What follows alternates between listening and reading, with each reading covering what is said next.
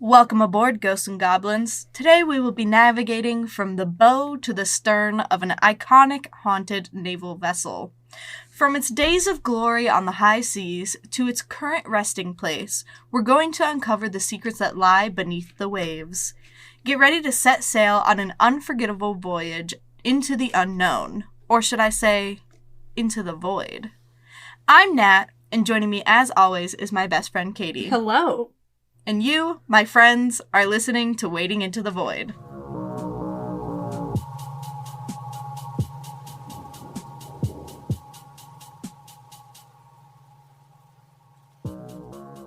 This is going to be a bit of a shorter episode because of the topic that we're discussing today.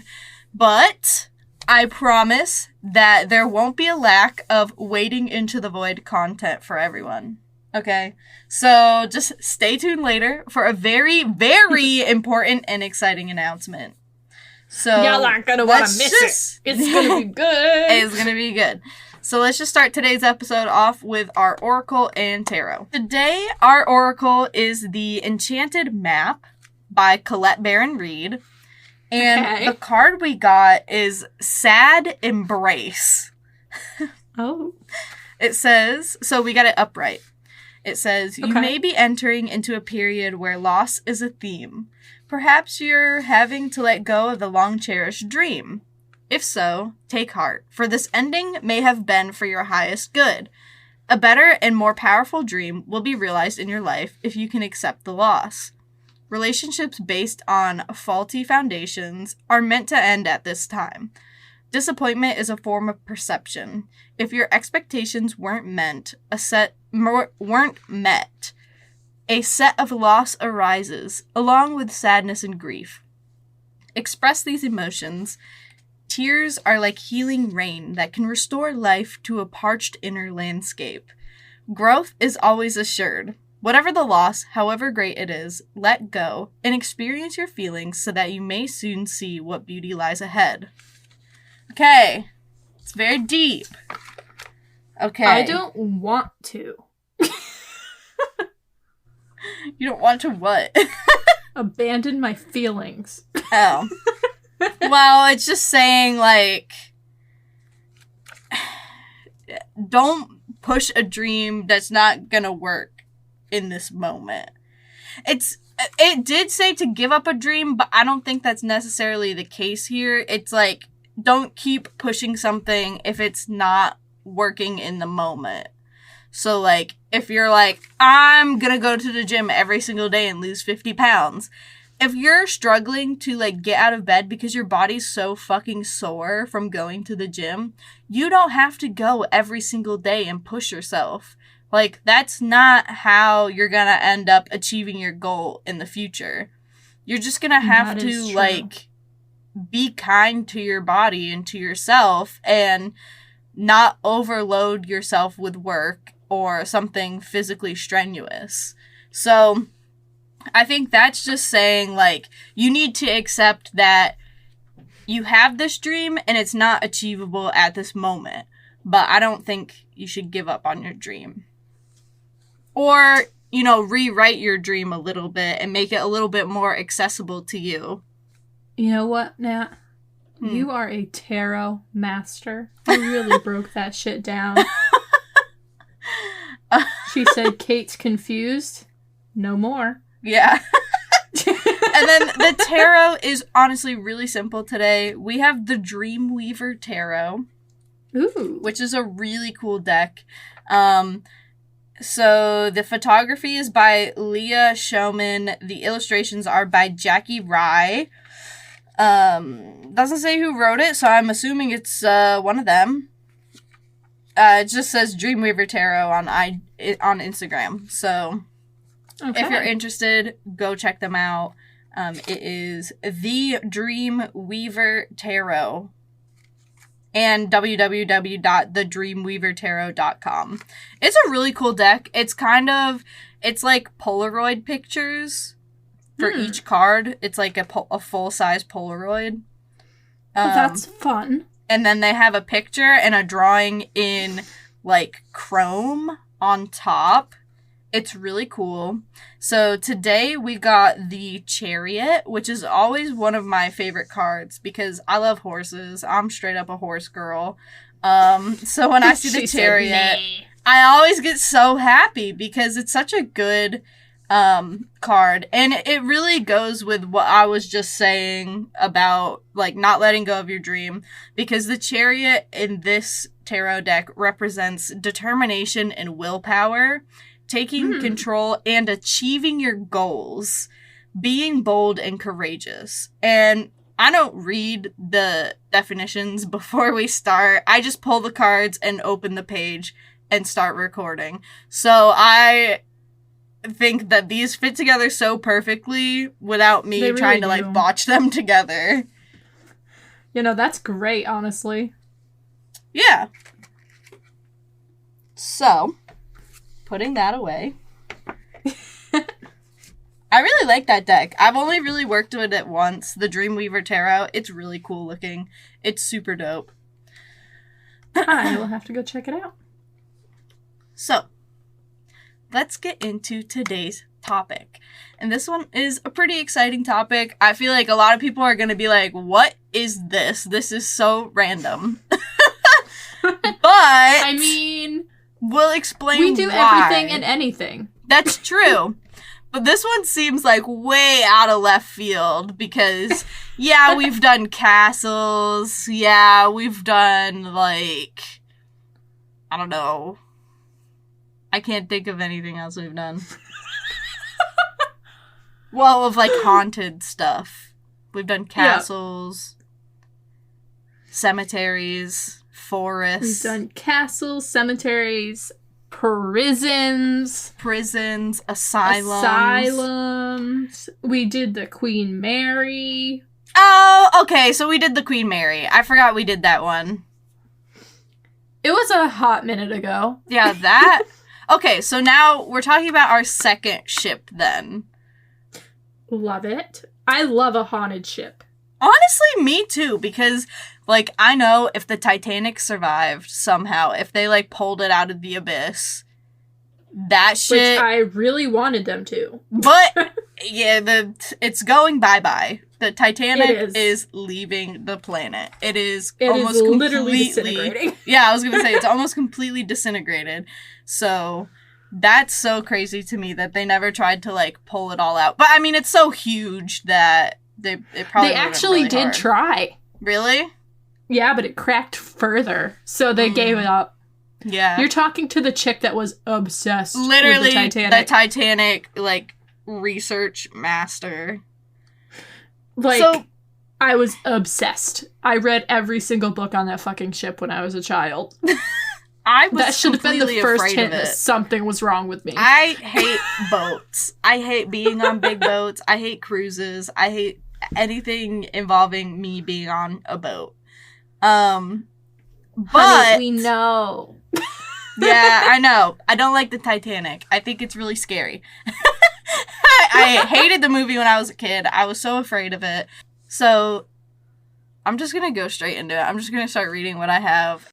The USS Salem, also known as CI-139, which also has the nickname the Sea Witch, is a 17,000-ton Des Moines-class heavy cruiser, which is a size below the battleship, if you don't include aircraft carriers, which I don't, because aircraft carriers just hold stuff. I don't think they're actually, like, shooting out fucking shit. I couldn't think of the word, like ammunition stuff.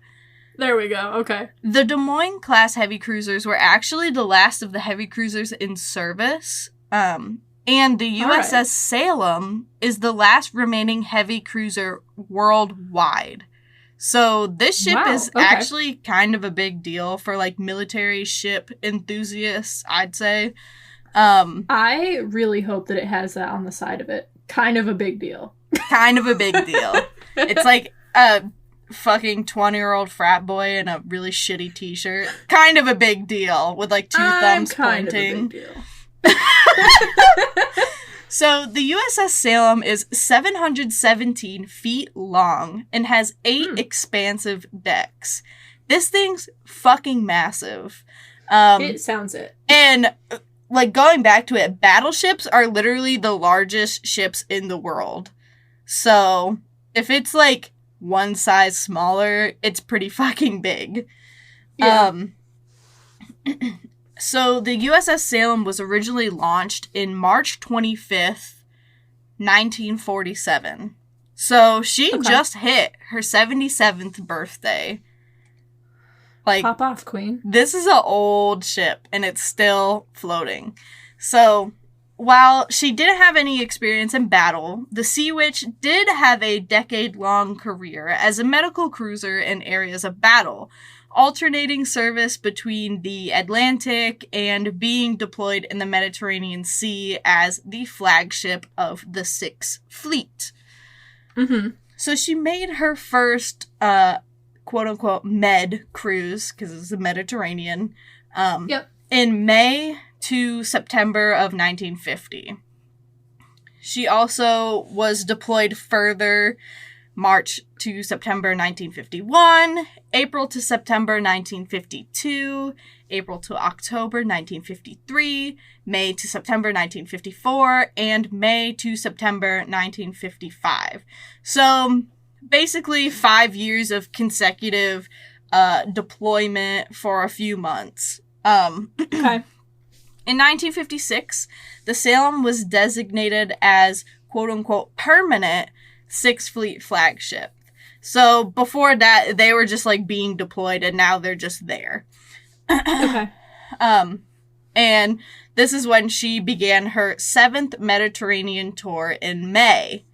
During this incredibly long cruise, she was present during crisis over Suez in 1956 and Jordan in 1957. So after more than 2 years abroad, the cruiser departed for the United States in June 1958. Mm-hmm. The 1958 Lebanon crisis interrupted her plans for inactivation. So basically it was like, all right, we're going to go home now. And then it was like, nope, got to go back. So after briefly... did these people on board just like never see their families? That's what I'm thinking. Unless each time that they were previously like deploying and coming back, maybe they got new people. I really don't know what the fleet knowing this was country, like. probably not. Probably, especially in the 50s. Yeah, no. I wouldn't want to come home. But after briefly serving as flagship of the Second Fleet in the Atlantic, Salem made a final short visit to the Mediterranean Sea in September. So they're basically going back and forth from the Atlantic to the Mediterranean Sea. And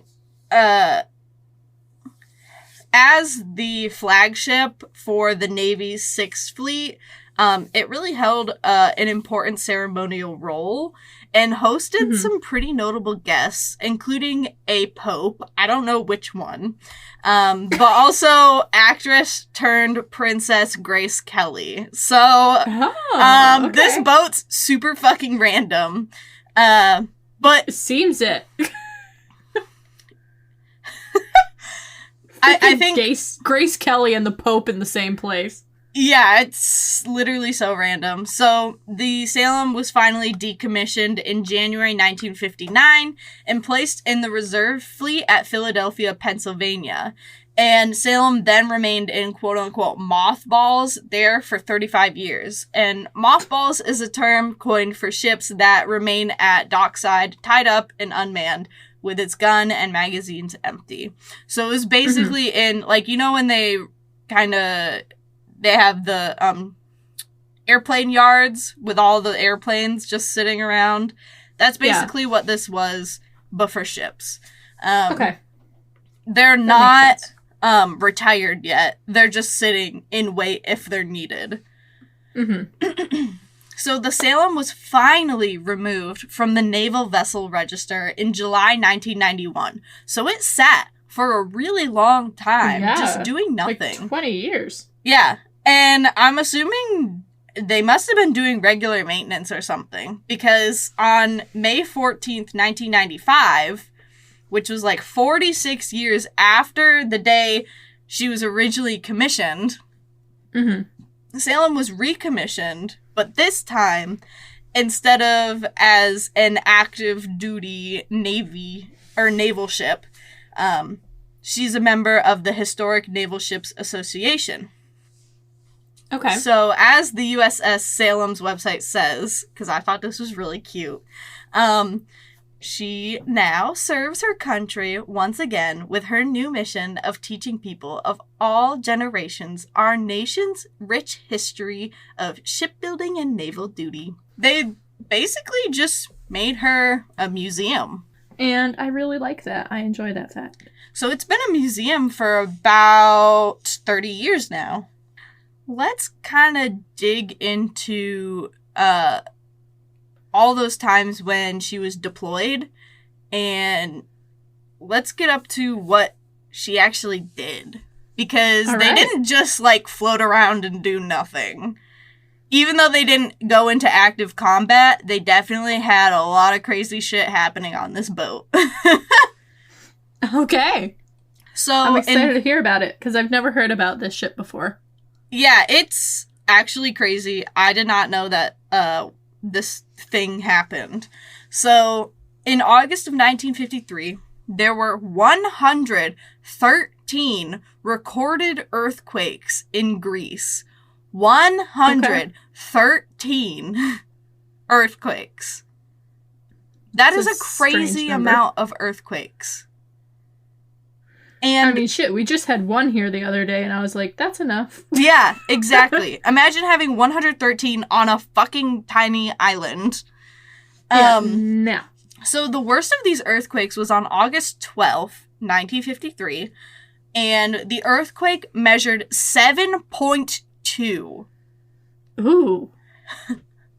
On the surface wave magnitude scale, and shook the Ionian Island region. 7.2 on a scale of 10.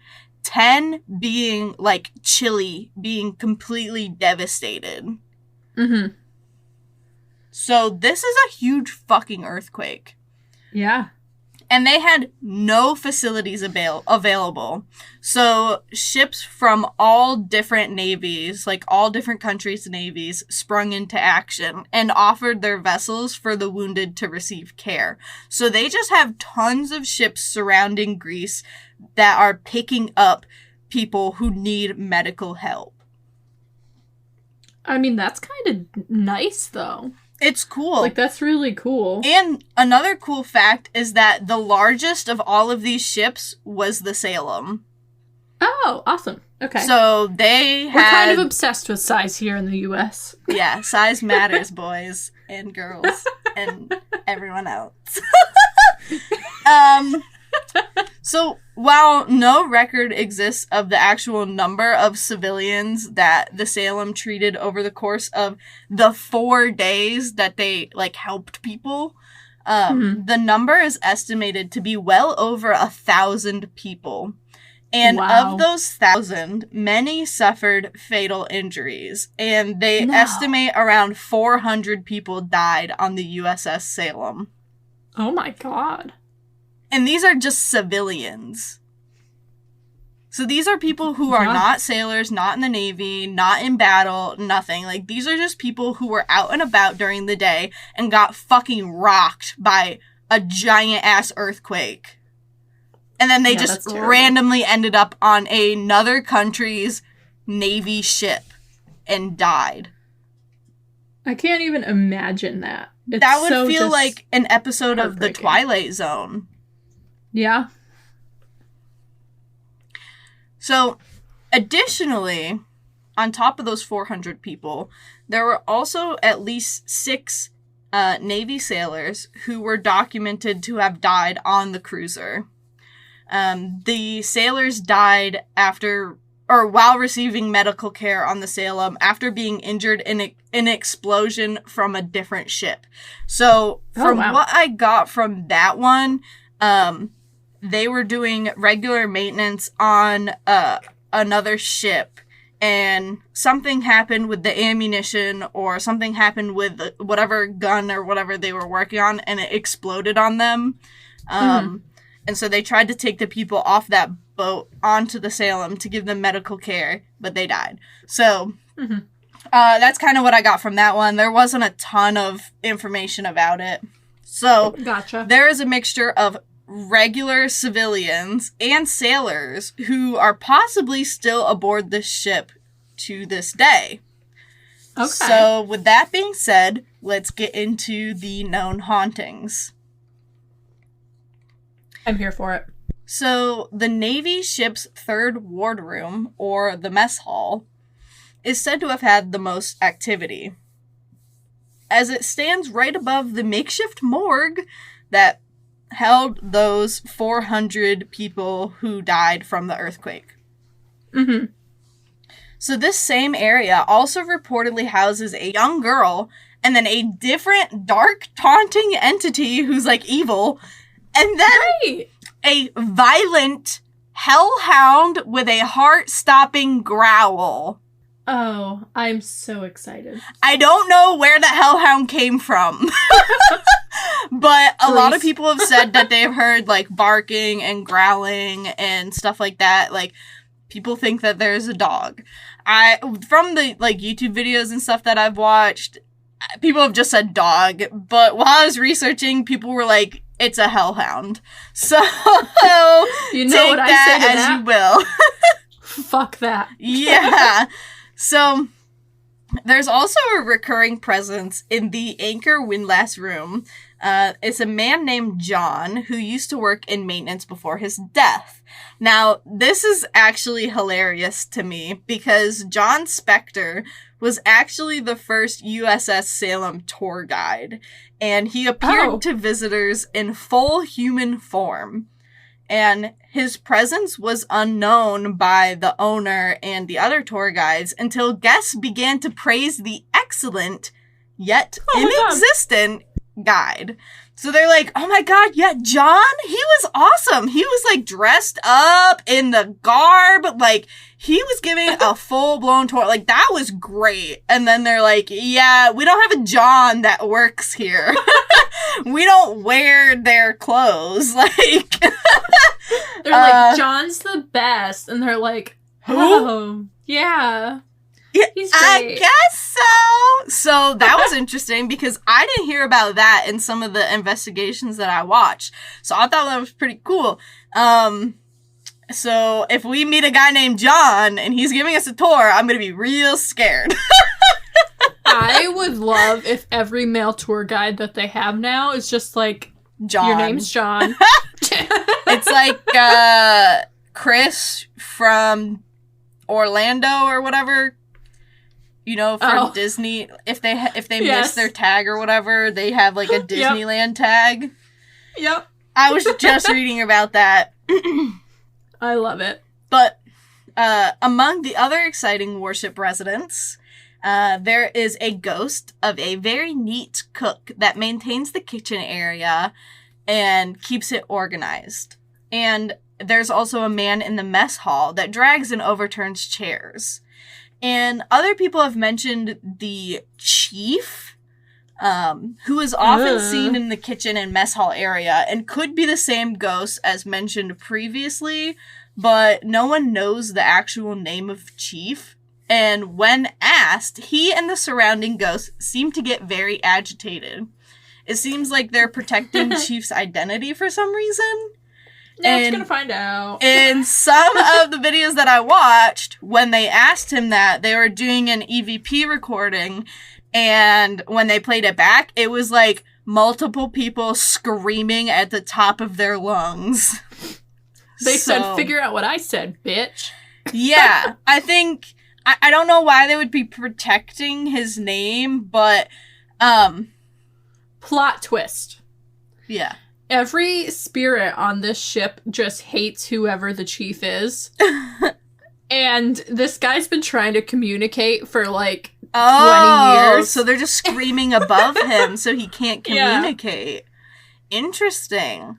See, I was going to go about it. That's a good theory. I was going to go about it as, you know, if we were like, respectful of him, maybe he'd talk to us. Maybe if we didn't ask his name. I don't know. I don't know.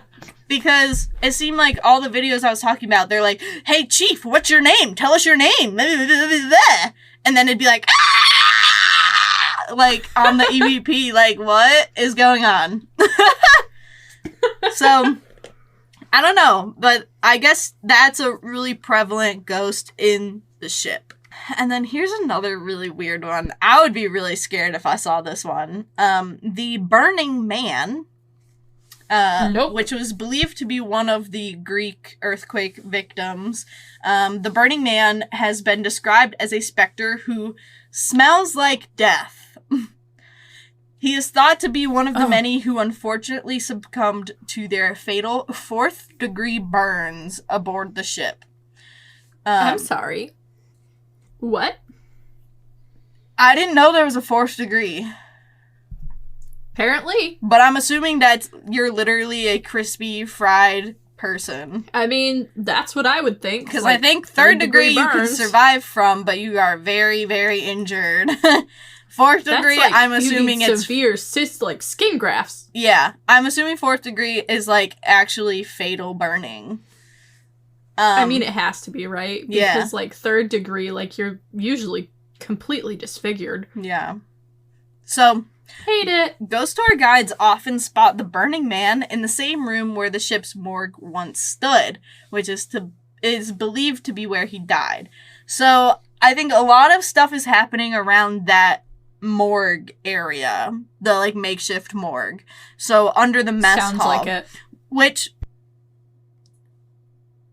is interesting because I'll tell you about it later. So, okay. Ghost hunters actually went to the USS Salem in 2009 in an episode called Glimmer Man. Just in case anyone wanted to watch that. I've probably seen it like when it was actually on TV, but I don't remember it. But it would probably be fun to watch. Hunters.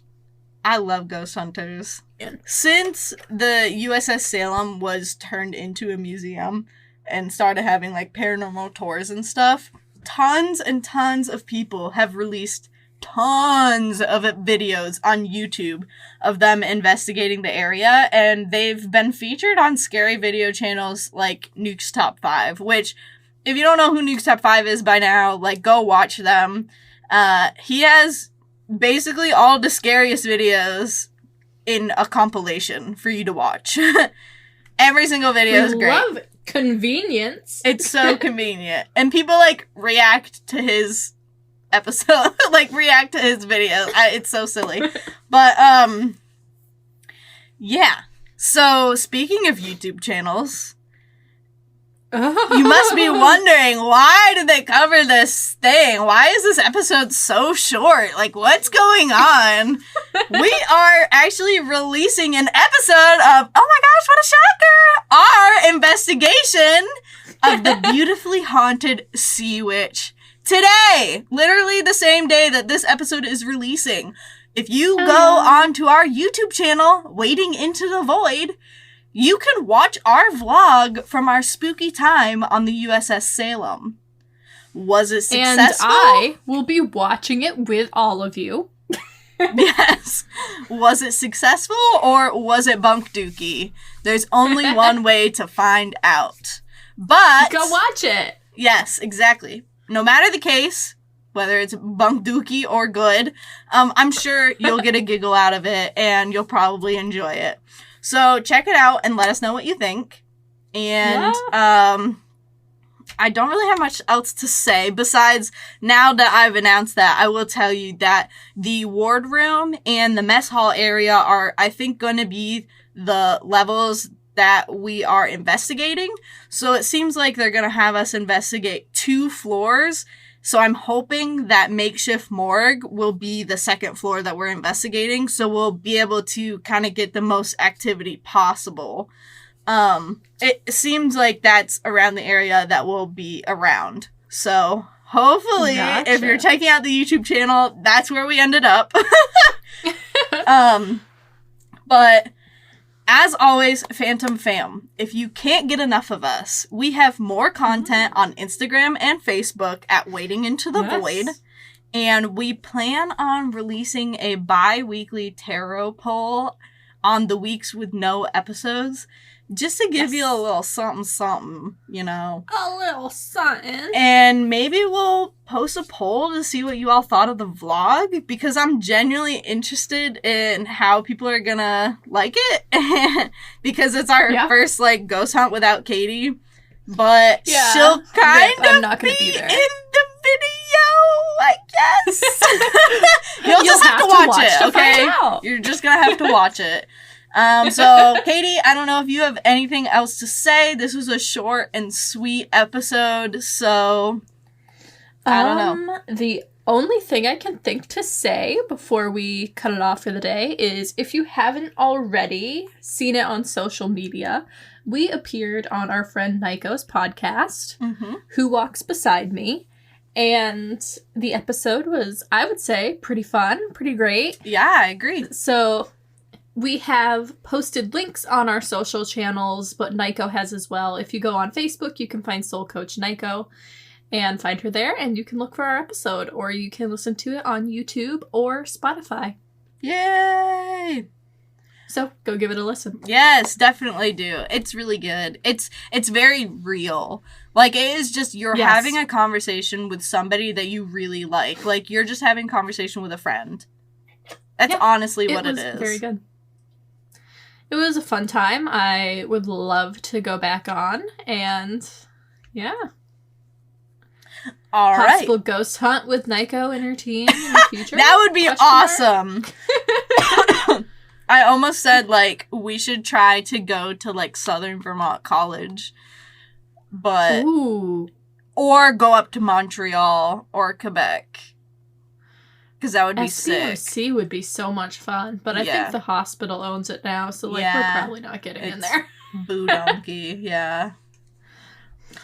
All All right. I guess. Well, you want to sign us out, Katie? Sure. Fucking bye, everyone. Bye! Go watch the YouTube! Do it!